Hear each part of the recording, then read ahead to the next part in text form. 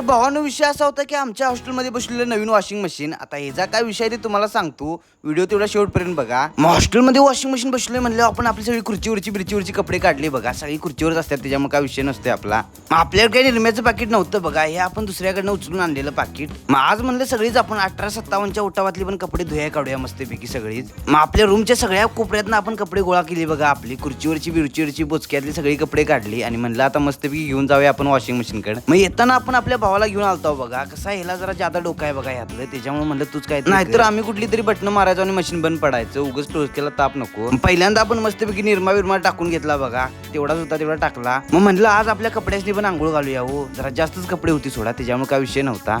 मग आपल्या भावानं काय 15 मिनिटाचा टायमर सेट केलता बघा. मला दाखवायला तर असं होते तसं होते वय म्हणलं बाबा.